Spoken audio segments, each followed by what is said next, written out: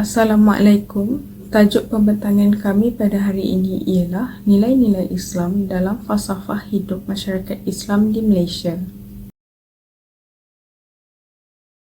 Assalamualaikum warahmatullahi wabarakatuh dan salam sejahtera. Saya Nur Shalin Amaira binti Muhammad Rahimi, dan untuk pengenalan pemilihan tajuk nilai-nilai Islam dalam falsafah masyarakat Islam di Malaysia untuk subjek CTU 552 falsafah dan isu semasa dibuat adalah untuk kami mengkaji dengan lebih mendalam sejauh mana nilai-nilai Islam ini dipraktikkan di Malaysia, yang mana kita mengetahui Malaysia mempunyai masyarakat yang berbilang kaum. Seterusnya adalah untuk kita mempelajari dan mengenal pasti sejauh mana nilai dalam falsafah Islam masyarakat di Malaysia ini diguna pakai, juga difahami kepentingannya dalam kehidupan harian masyarakat. Dan akhir sekali adalah untuk kita mengetahui sejauh mana ia diguna pakai serta dipraktikkan di samping terdapat beberapa kekangan juga implikasi jika masyarakat itu tidak mengamalkan nilai-nilai Islam dalam kehidupan harian mereka. Okay, dan seterusnya kita beralih kepada sorotan kajian. Sorotan kajian ini dibuat adalah untuk kita mengenal pasti sejauh mana Islam dipraktikkan, juga difahami kepentingannya. Tidak lupa dari itu, sorotan ini untuk kita mengetahui juga implikasi jika tidak mengamalkan nilai-nilai Islam ini, kebaikan jika kita mengamalkan nilai-nilai Islam, dan juga beberapa dan juga contoh nilai dan juga huraian yang lebih mendalam berkenaan dengan nilai-nilai Islam yang sentiasa dipraktikkan di Malaysia. Saya kembali kepada untuk kita mengenal pasti sejauh mana Islam itu difahami dan dipraktikkan.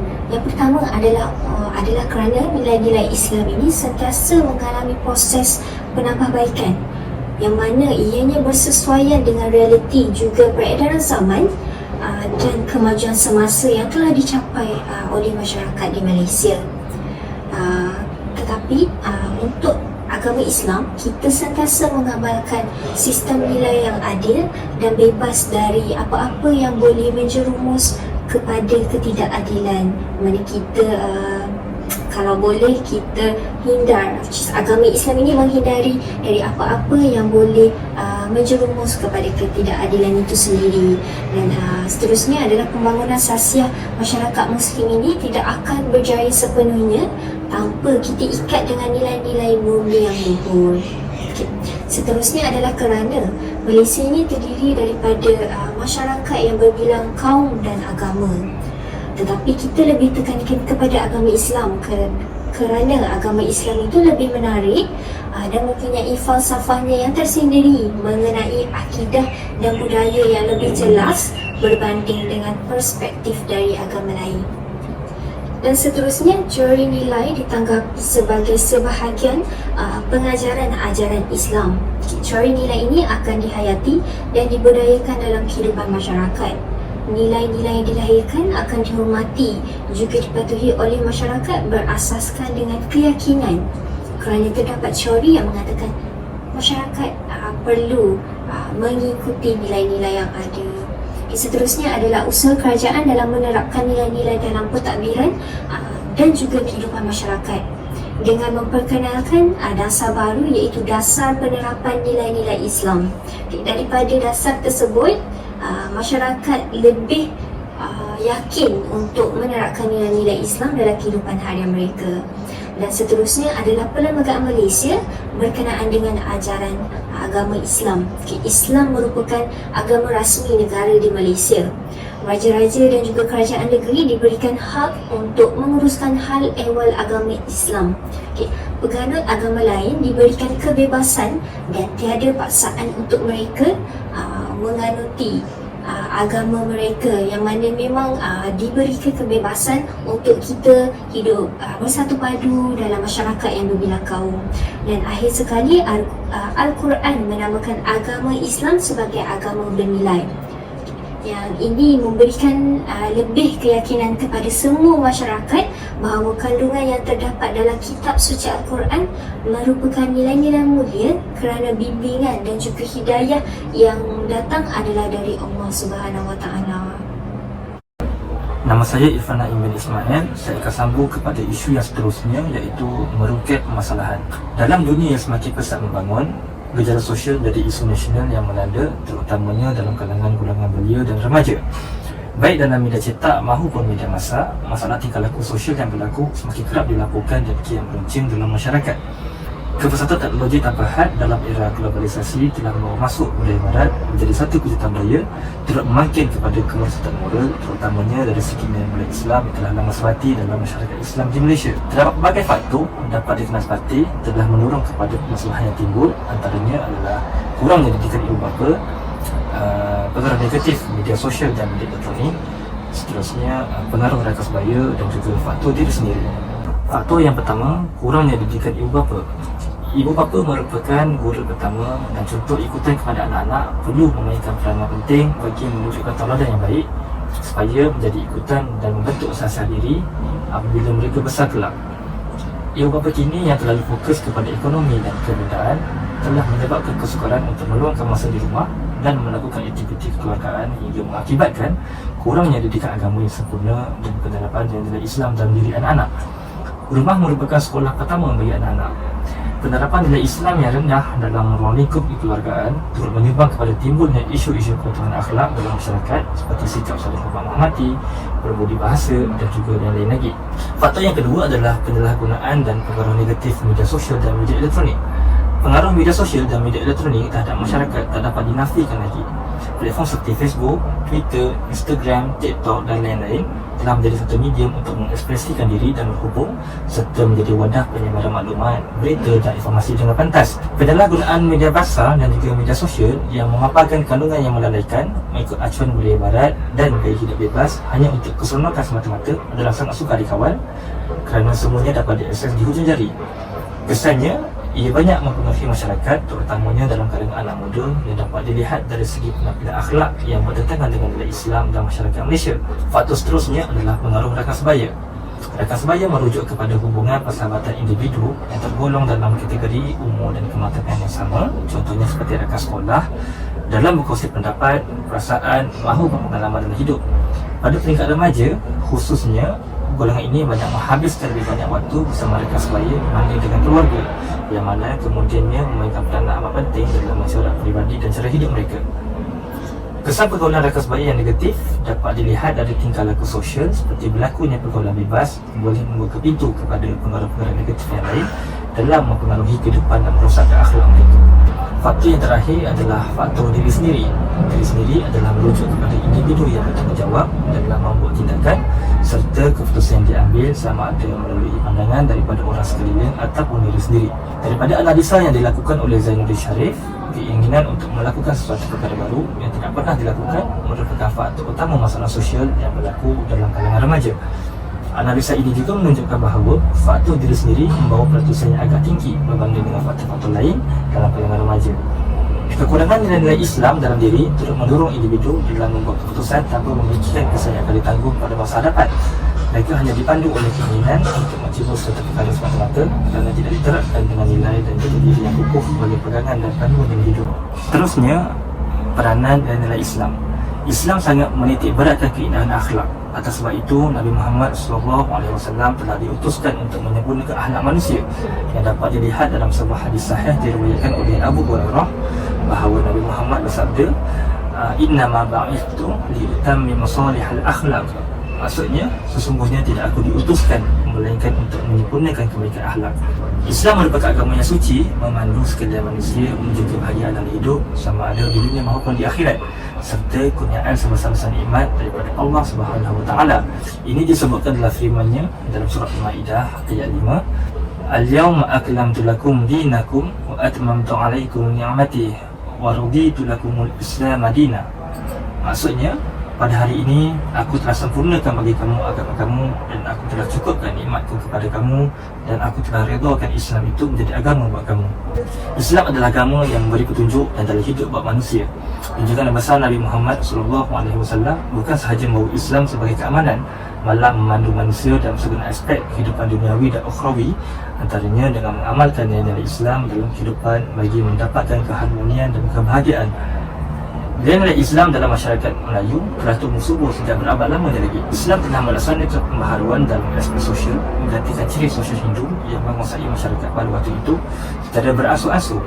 Orang Islam pada waktu itu juga telah mengangkat martabat masyarakat dengan menghapuskan sistem kasta dan perhambaan dalam kalangan masyarakat dengan mengamalkan konsep kesamarataan dan persaudaraan sesama Islam. Ia berjaya mewujudkan sebuah masyarakat yang bersatu padu, menghormati, saling bantu-membantu antara satu sama lain. Peranan nilai Islam juga dapat dilihat dalam kemasyarakatan apabila munculnya institusi seperti surau, masjid dan sebagainya sebagai media pertemuan sosial untuk mengeratkan hubungan dalam anggota masyarakat selain berfungsi sebagai tempat ibadat dan menuntut ilmu. Kesannya, ia mewujudkan kemesraan serta hubungan yang erat tanpa mengira latar belakang dan bangsa yang hidup sebagai satu anggota. Assalamualaikum, saya Faikah Aiman dan saya akan membentangkan nilai-nilai Islam yang telah diterapkan dalam masyarakat Malaysia. Nilai-nilai Islam yang sering diterapkan dalam masyarakat Malaysia ialah sebagai contoh, satu, amanah. Definisi amanah ialah menyampaikan amanat kepada individu yang berhak. Sifat amanah penting bagi melahirkan komuniti seperti bebas rasuah dan mewujudkan daya saing yang sihat. Aktiviti-aktiviti seperti rasuah, salah guna kuasa boleh berlaku jika masyarakat Malaysia tidak mempraktikkan sifat amanah. Amalan nilai amanah dapat mengelakkan negara dari kemunduran dan membantu negara berkembang pesat dengan adanya persaingan yang positif.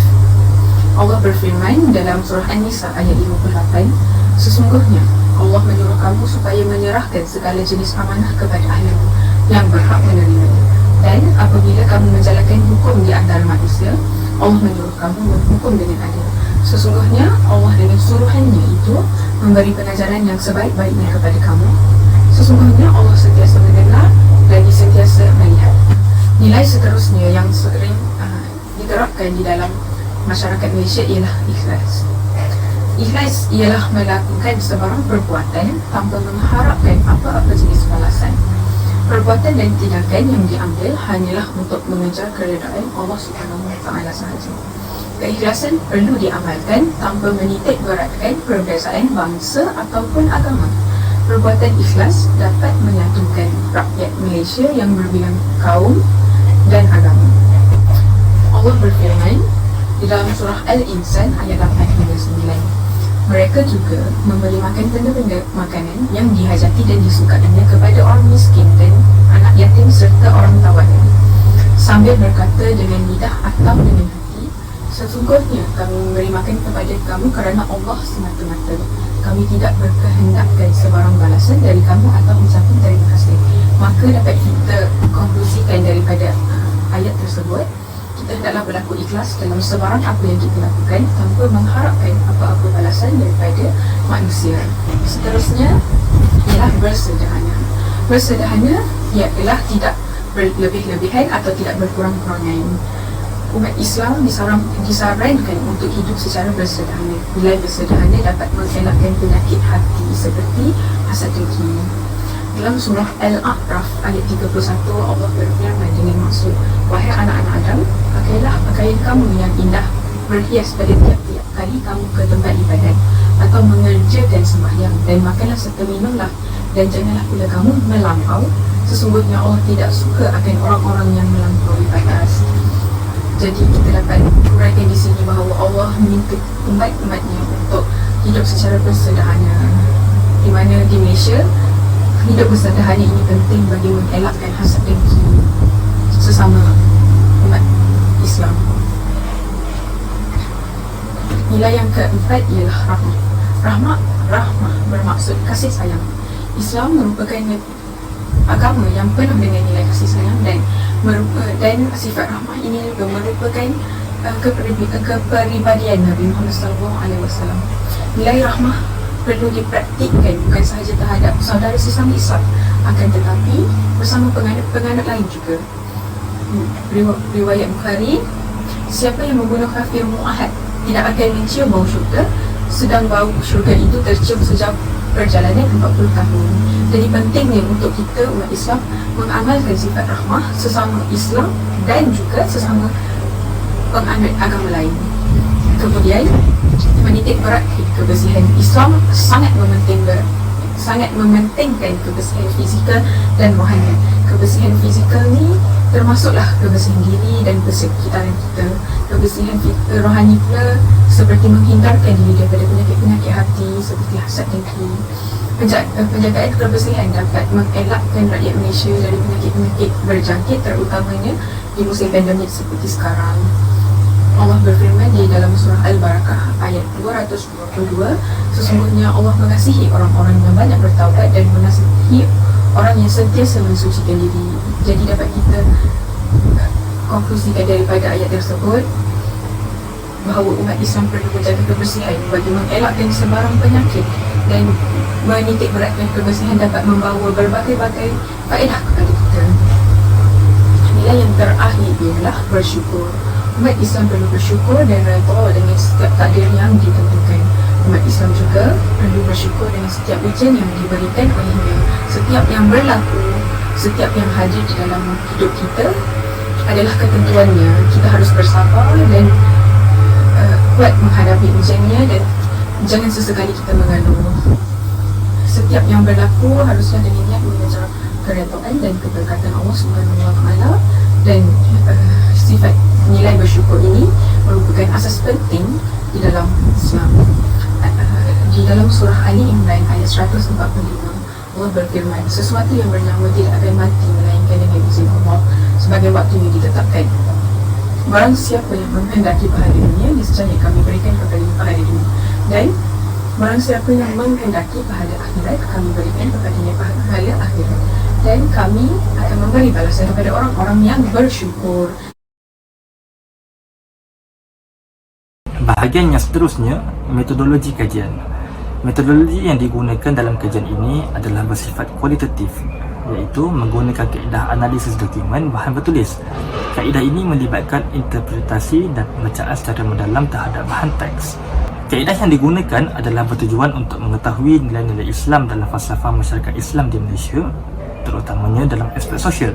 Kaedah kepustakaan dan secara laman web digunakan sepanjang proses pengumpulan maklumat dan data bagi memperoleh maklumat yang berkaitan mengenai kajian, contohnya seperti melalui bacaan jurnal, tesis dan juga artikel yang berkaitan.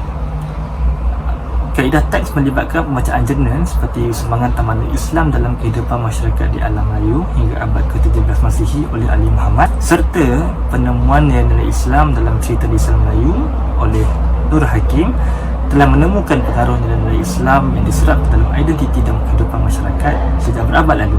Melalui proses analisa dan pembacaan yang mendalam, ia membantu untuk mendapatkan maklumat yang relevan kepada isu kajian.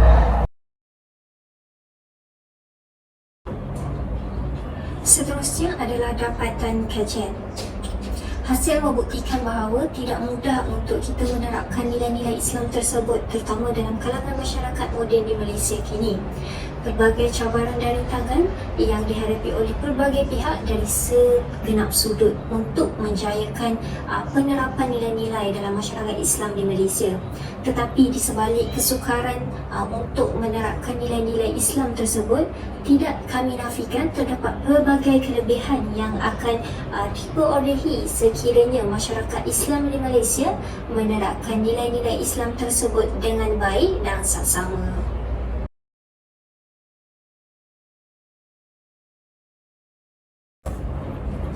Kesimpulan yang dapat kami simpulkan berdasarkan kajian yang kami lakukan adalah nilai-nilai Islam dalam falsafah hidup masyarakat Islam di Malaysia memberikan satu impak yang besar demi pembangunan masyarakat Islam yang berakhlak mulia, juga mematuhi setiap satu syariah yang telah ditetapkan. Masyarakat Islam haruslah berganding bahu dan bertanggungjawab dalam usaha memupuk nilai-nilai Islam dalam falsafah hidup masyarakat Islam di Malaysia. Dalam usaha menerapkan nilai dalam masyarakat Islam, penekanan yang lebih harus dibuat kepada generasi muda dalam usaha membangunkan generasi akan datang yang lebih berhemah tinggi dan beradab, kerana peralihan zaman yang semakin pesat membangun akan menyebabkan generasi muda terbiasa dan terikut dengan budaya barat jika kita tidak memberikan penekanan yang lebih kepada mereka berkenaan dengan nilai-nilai Islam tersebut. So, nilai-nilai ini dapat memberikan impak yang sangat besar kepada pembangunan masyarakat Islam di Malaysia jika kita mempraktikannya dengan sebaiknya. Sekian, terima kasih.